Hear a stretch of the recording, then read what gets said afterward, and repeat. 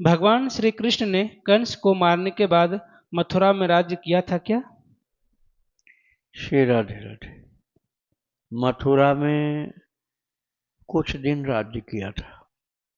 बात यह थी कि कंस का विवाह हुआ था अस्ति और प्राप्ति के साथ, और वो दोनों जरासंध की पुत्री थी। जरासंध बिहार का मगध का राजा था। उसको जब पता लगा कि उसकी दोनों कन्याएं विधवा हो गई, अर्थात कंस मार दिया गया, तो वो कृष्ण का प्रधान शत्रु बन गया और बहुत से असुर स्वभाव के राजाओं को इकट्ठा किया और लेकर के आया। यद्यपि उन सबको भगवान परास्त करते गए, लेकिन एक बार जरासंध ने आशीर्वाद ले लिया संतों से, ब्राह्मणों से, तपस्वियों से, विजयी होने का आशीर्वाद। तो उसको जो आशीर्वाद मिला था, भगवान उसको व्यर्थ नहीं करना चाहते थे। वो दिखलाना चाहते थे कि आशीर्वाद सत्य होता है। इसलिए भगवान ने फिर अपनी योग माया का आश्रय लिया और सब मथुरा वासियों को एक साथ ले जाकर के गुजरात में पहुंचा दिया। अपनी महान योगेश्वर भगवान ने अपनी दिव्य शक्ति के द्वारा सोते सोते सब मथुरा वासियों को द्वारकापुरी पहुंचा दिया और द्वारका में समुद्र से एक जगह खाली करवा ली और वहां विश्वकर्मा के द्वारा द्वारकापुरी का निर्माण करा दिया। तो मथुरा वासी सब द्वारका पहुंच गए। इस तरह से फिर भगवान की राजधानी द्वारका हो गई। श्री राधे राधे। अगला सवाल है गुरु जी, मेरे बड़े ससुर जी का देहांत हो गया है और उनका 13वीं के बाद जो 16वीं किया जाता है वह सब हो गया है, तो क्या कोई वार्षिक पूजा नहीं कर सकते, जैसे होली, वट सावित्री व्रत, जन्माष्टमी आदि त्योहार नहीं करना चाहिए? खूब ज्यादा करना चाहिए और ज्यादा, पहले से ज्यादा करो। ससुर साहब तो चले गए, अब ससुर साहब के कर्म उनको ले गए होंगे, पता नहीं कहाँ पहुंचे होंगे, मनुष्य होंगे कि मनुष्यतर प्राणी होंगे, वो तो आपको जानेंगे भी नहीं कि आप कौन हो।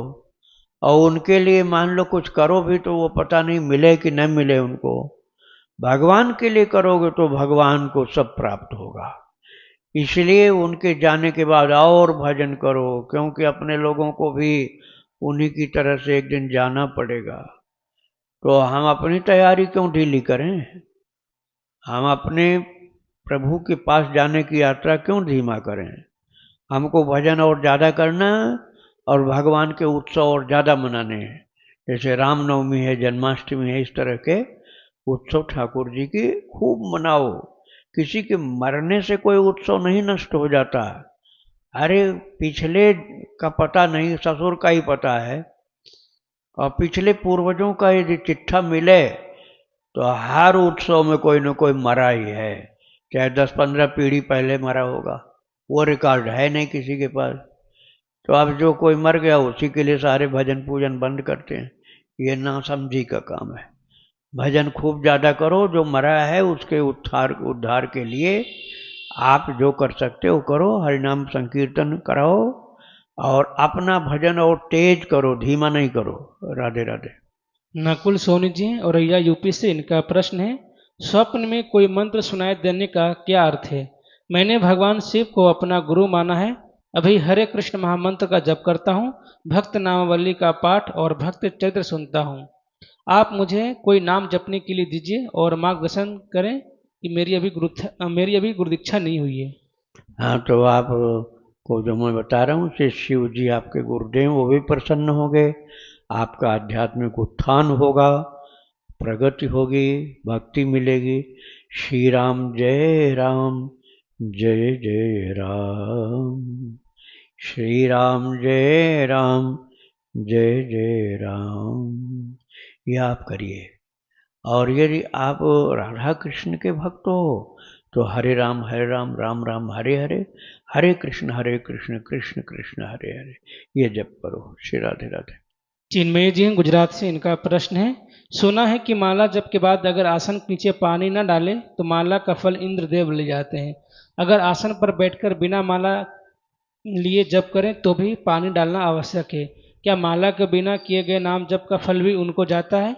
उनको फल न जाए उसकी विधि कृपया बताएं। आप जपने के बाद भगवान को अर्पण करो, श्री कृष्ण अर्पणमस्तु। जहाँ माला पूरी हुई, श्री कृष्ण अर्पणमस्तु ये बोल दो। अब वो किसके पास पहुंच गए भजन? भगवान के पास। अब इंद्र की ताकत है कि भगवान से आपका भजन छीन पाएगा? इंद्र तो वहां ये कार्य करने के लिए जा ही नहीं सकता है। अब दूसरे की संपत्ति चुराने की ताकत कहाँ उसके पास है? आप प्रभु को अर्पण कर दो, बस जिम्मेदारी ठाकुर जी की हो गई। राधे राधे। इनका दूसरा प्रश्न है, मेरे इष्ट श्री कृष्ण हैं पर मैं हनुमान जी को भी बहुत मानती हूँ, श्री राम को आदर्श मानती हूँ। कुछ समय से नाम जप की महिमा पता चली है। क्या हमें एक ही भगवान का नाम जप करना चाहिए या फिर सबका बारी बारी कर सकते हैं? और भगवान के भी कई नाम हैं, तो कोई भगवान के एक नाम को ही जपे या अलग अलग नाम ले सकते हैं? एक ही नाम करना है तो हरे राम राम राम हरे हरे, हरे कृष्ण कृष्ण कृष्ण हरे हरे ये करो। कलि संतरण उपनिषद में, अर्थात कलयुग के जीवों का उद्धार करने वाले उपनिषद में, कलि संतरण उपनिषद में ये ब्रह्मा जी ने नारद जी को बताया है कि कलयुग के जीवों का संपूर्ण साधना का लाभ केवल इसी के जप से हो जाएगा। तो आप यही जपिए तो शिव जी भी प्रसन्न, हनुमान जी भी प्रसन्न, राधा कृष्ण भी प्रसन्न, हनुमान जी के साथ साथ राम जी भी प्रसन्न। तो आप यही जपिए, हरे राम राम राम हरे हरे, हरे कृष्ण कृष्ण कृष्ण हरे हरे। श्री राधे राधे। इनका अगला प्रश्न है, मन में कई बार उठ पटांग विचार आ जाते हैं जो मैं जानबूझकर नहीं करती। क्या मन में किए गए विचारों से कर्म बंधन होता है? उसको आप एक्टिवेट मत होने दो। जैसे मन में आया कि हम शराब पिएंगे, आने दो मन में, मुंह में मत डालो तुम। अब किसी को हेल्प मत करना शराब पीने में, शराबियों से दोस्ती मत करना, और दोस्ती सत्यानाश कर देगी। तो मन में कोई कूड़ा कचरा पिछले जन्मों के संस्कारों के कारण आता है। बहुत भजन किया होगा, उसका मन बड़ा निर्मल होगा, और भजन कम हुआ है या पूर्व जन्मों के संस्कार गंदे हैं, तो मन में कूड़ा कचरा आता है, लेकिन उसको आप मानो मत, कह दो चला जाएगा, आया है तो चला जाएगा। आया है मन में, आगंतुक है, फॉरेन मैटर है, मन में सदा चिरस्थायी रहने वाला नहीं है। चिरस्थायी रहने वाली जो होगी तो भक्ति होगी, उसमें भी बहुत लगन होगी तब। और जो बेकार की चीजें हैं वो प्रजाहात यदा कामान सर्व पार्थ मनोगतान, भगवान ने दूसरे अध्याय में गीता जी में कहा, सर्वान पार्थ मनोगतान, मन में आई हुई सारी गड़बड़ी है, वो आगंतुक चीज है, फॉरेन मैटर है, वो बाहर से आ गई फिर वापस जाएगी।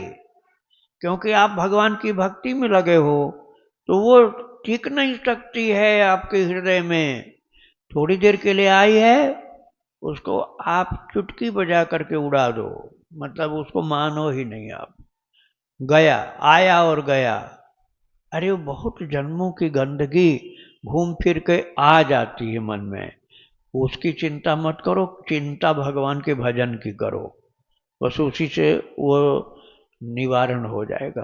राधे राधे। इनका अगला प्रश्न है, सब कहते हैं कि केले का पेड़ घर पर नहीं लगाना चाहिए, उससे दरिद्रता आती है और घर में अलक्ष्मी का वास होता है। क्या यह सच है?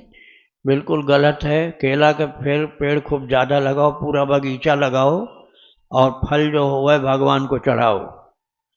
फल जो निकलता है, अरे केले के फल में विष्णु भगवान की, बृहस्पति की, लक्ष्मी नारायण की पूजा होती है। बस फल जो निकलेंगे उसको खाने नहीं लग जाना, उसको भगवान को भोग लगाओ। ज़्यादा होता है तो सबको प्रसाद बांटो, ठाकुर जी को तो पहले लगाना है, ज़्यादा फल होता है तो प्रसाद बांटो, उसके बाद आप भी ग्रहण करो, परिवार के लोग भी ग्रहण करें। केले का फल तो बृहस्पतिवार को पूजा जाता है, हर बृहस्पतिवार को केले के पेड़ की पूजा होती है। केले के पेड़ से कोई नुकसान नहीं है। आप वो केले के पेड़ को भगवान का बगीचा मान करके उनकी पूजा की चीज समझ के आदर करो। राधे राधे। इनका आखिरी प्रश्न है, क्या मासिक धर्म के दौरान मन में हनुमान चालीसा बोल सकते हैं? मन में बोल सकते हो, लेकिन फोटो को स्पर्श मत करना। जो हनुमान जी का श्री विग्रह है या हनुमान जी की फोटो है, उसको आप स्पर्श मत करना। केवल मानसिक पाठ तो कर सकते हो, केवल मानसिक पाठ, मुंह से बोल के मत करना। और यदि आपको पाठ करने का ठाकुर जी की कृपा से नियम बन गया है, तो हनुमान चालीसा की पुस्तक हाथ में मत लो, जबानी पाठ कर जाओ। मानसिक पाठ बिना पुस्तक के जबानी कर जाओ। हनुमान जी भावग्राही हैं प्रभु की तरह से, स्पर्श मत करो। हनुमान जी के श्री विग्रह को स्पर्श मत करो, उनकी फोटो को। अरे 2-4 दिन की बात है, फिर आगे करना सब, तो कोई दोष नहीं लगेगा। राधे राधे।